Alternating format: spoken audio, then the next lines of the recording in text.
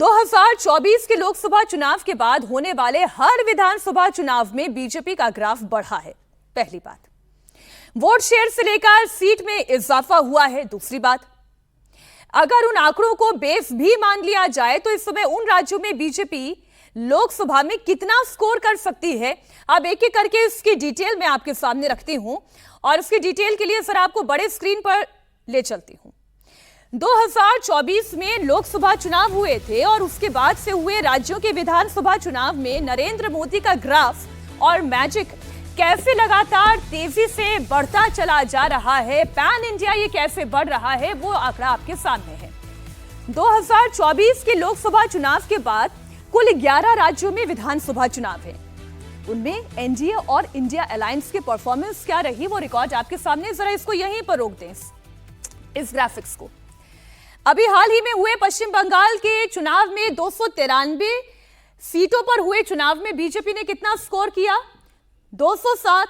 और India alliance ने कितना किया? 82। अगले राज्य की बात करें, असम के 126 सीटों पर हुए चुनाव में बीजेपी 102 सीटें जीत कर लाई और कांग्रेस पार्टी 22 सीटों पर आकर सिमट गई। पुडुचेरी 30 सीटों वाली पुडुचेरी में बीजेपी एनडीए के पास कितनी? 12 सीटें और 6 पर इंडिया अलायंस सिमट गई।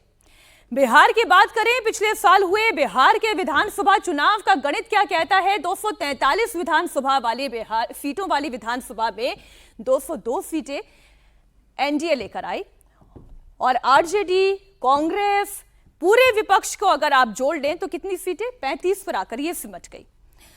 अब आगे बात करते हैं हरियाणा की, जिसकी बात बार बार राहुल गांधी करते हैं। राहुल गांधी कहते हैं कि हरियाणा में वोट चोरी हुई, तो चलिए यहां पे भी आप आंकड़ा देखें। 90 सीटों वाली विधानसभा में 48 सीटें बीजेपी लेकर आई, 37 पर इंडिया अलायंस सिमट गई। 288 सीटों वाली महाराष्ट्र में 235 सीटें एनडीए लेकर आई, 50 पर इंडिया अलायंस सिमट कर रह गई। 70 सीटों वाली दिल्ली विधानसभा में 48 बीजेपी की सरकार बनी, 22 पर विपक्ष आकर सिमट गया।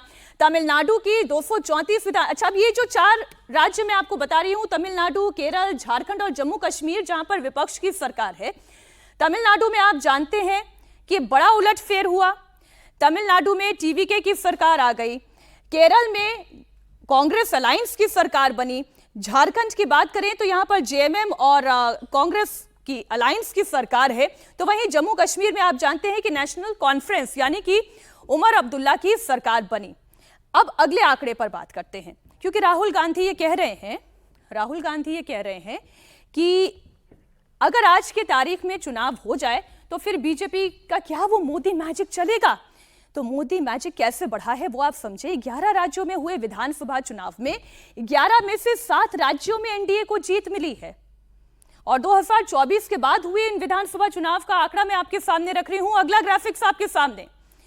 अब जिन 11 राज्यों में चुनाव हुए उसमें से बंगाल में पहली बार बीजेपी की सरकार बनी और 207 सीटें जीतकर पूर्ण बहुमत की सरकार बीजेपी बना पाई है। ये किसके दम पर बनी है?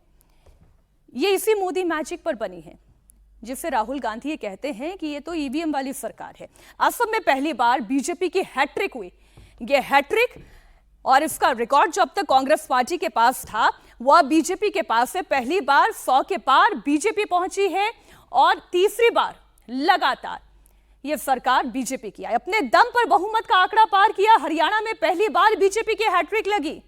यह हैट्रिक वाला रिकॉर्ड मैं आपके सामने रख रही हूं। 11 राज्यों में चुनाव में मोदी मैजिक कैसे चला ये तो मैंने आपको बता दिया। अब सबसे लेटेस्ट चुनाव यानी कि पश्चिम बंगाल के नतीजों की बात आपके सामने रखती हूं। और जब आप इन नतीजों को आधार बनाकर इसका एनालिसिस करके और फिर राहुल गांधी की 140 सीटों में सिमट कर रह जाएगी बीजेपी, इसकी बात करेंगे तो आपको समझ में आएगा कि इनका दावा कितना खोखला और कितना ढकोसले भरा है।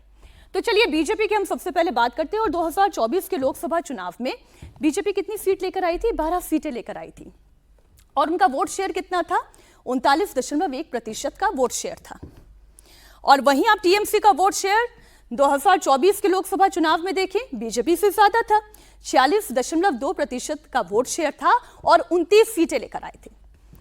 अब यही 2026 के विधानसभा चुनाव का आंकड़ा देखें, जो 46.2% लोकसभा में टीएमसी लेकर आई थी, आज 2026 के विधानसभा चुनाव में बीजेपी 45.84% वोट शेयर के साथ 207 सीटें विधानसभा में लेकर आई है।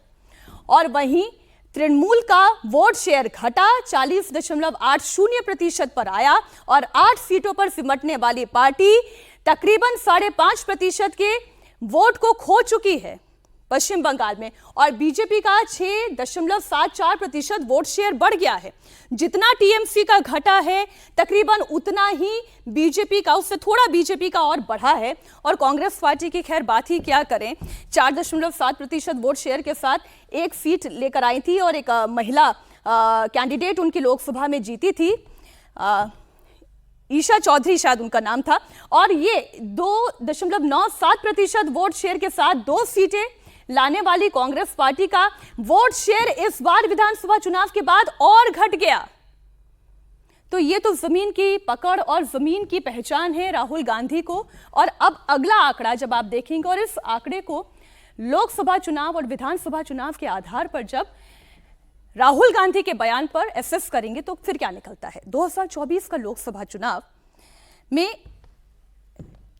39.1% वोट शेयर के साथ बीजेपी 12 सीट लेकर आती है, तो 46.2% के वोट शेयर के साथ क्या 29 सीटें लाने वाली टीएमसी 12 सीटों पर नहीं सिमट जाएगी, क्योंकि उनका वोट शेयर, अब जितना वोट शेयर टीएमसी लेकर आ रही थी एग्जैक्टली उतना ही वोट शेयर 45.84% बीजेपी लेकर आ रही है। आप जरा इन दोनों आंकड़ों को देखें, जितना बीजेपी का वोट शेयर पिछले चुनाव में था एग्जैक्टली उतने ही वोट शेयर के पास टीएमसी आकर खड़ी हो गई है, तो क्या उसका 17 सीटों का नुकसान नहीं होगा? क्या 12 सीटों पर वो नहीं सिमट जाएगी? मैं फिर कह रही हूं, ये वो एनालिसिस है जो राहुल गांधी कर रहे हैं। ये वो एनालिसिस है जो राहुल गांधी कह रहे हैं कि आज की तारीख में अगर चुनाव हुए तो 140 पर बीजेपी सिमट जाएगी। तो वो कौन सा डेटा रख रहे हैं? क्योंकि विधानसभा चुनाव के नतीजों का डेटा तो ये कहता है कि आज की तारीख में अगर चुनाव हुए तो लोकसभा में 17 सीटों का नुकसान होने जा रहा है टीएमसी को और 18 सीटों का फायदा होने जा रहा है बीजेपी को, क्योंकि 45.84% का वोट शेयर बीजेपी लेकर आ रही है। और फिर मैं कहती हूँ कांग्रेस पार्टी की मैं क्या बात करूं, 4.7% का वोट शेयर 2024 के लोकसभा चुनाव में था, लेकिन जिस तरीके से उनका वोट शेयर घट रहा है 2.97% के वोट शेयर के साथ क्या कांग्रेस पार्टी एक सीट भी ला पाने की स्थिति में है?